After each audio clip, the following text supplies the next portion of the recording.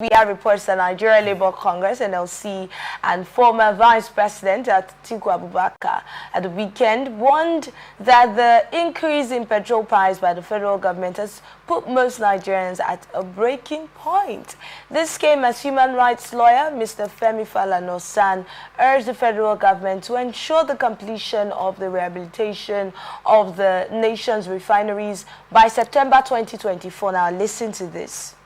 He has said they should ensure the completion of these refineries by September 2024, or they should take legal actions against the contractors for breaching that contract. This is even as the Socio-Economic Rights and Accountability Project at SERAP also asked President Bola Tinubu to direct the Nigerian National Petroleum Company Limited to immediately reverse the apparently illegal and unconstitutional hike in the pump price of petrol across its retail outlets. While the NLC asked Nigerians to revolt against the price hike, Atiku said the situation of the average Nigerian and the economy will be further compounded by plans by the government to increase value-added tax coming on the heels of the recent hike in petrol price.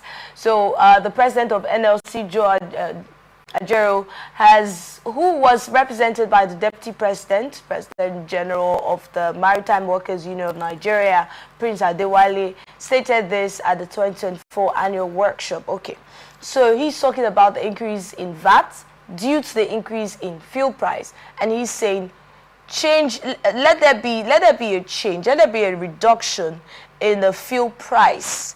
And then concerning the refineries, I already laid emphasis on that while going through the stories. It's either you make it functional by September, which we're already in, or hold the contractors responsible. Well, I think it's commendable advocacy. And I know last time we also condemned the desire for increment of VAT to 10%. And I said this insensitivity of such leadership, because Nigerians cannot be going through this kind of turmoil situation and you still want to add to their problems. I think it's wrong and it's condemnable, and I want to commend the former vice president for lending his voice on the issue of VAT increment. It is wrong, it is not right, it's not timely. No matter the revenue we want to generate from it, it is condemnable. No matter the reason? No matter the reason, it's not right. It's not the right time. That is, you must look at the welfare of your people. When you treat Nigerians as if they are strangers, that's when all of these obnoxious decisions can be taken serious. You know that the child in your house after graduation has no job.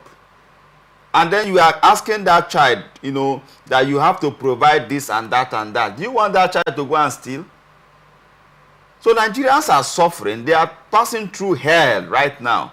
They want to get into heaven. And they are expecting His Excellency, the President of Nigeria, the NNPC, to enable them enter heaven on earth. And is the president not already enabling Nigerians enter heaven on earth, like you put it? How can you say so? On which premise? For right now, what is happening is leading Nigerians to hell and to remain in hell. This is sounding very contrary to your previous statements here. And that's why I actually brought that question to you. You see, when the president does well, I commend and I will support what he has done well. When he has not done what is right, I will still condemn what he has done. So what has the president done this time? The issue of price, the issue of fuel price, the issue of course, the president have not consented or assented on the 10% VAT, of course, so I will not blame him right now. But I always say that on the issue of PMS, on the issue of VAT, why most time you look as if people push issues to the president is because he has the veto power to regulate most of these things, to call them to order. So at this point, we understand the scenario about the fuel. And that's why we are requesting, because sometimes governments are in a fix. Thank God for Dangote refinery. But provide this crude in a way that the production and the price rate for Dangote PMS sales to NNPC and to independent marketers will be affordable. The issue of fixing our refinery is a good recommendation. Our refineries have started maintenance, repairs before Aliko Dangote began the building of his own. Now his own is working and our own is not still working. Just maintenance and repair. So I feel that legal action can be taken as, recommended by our elder statesman, Mr. Falona.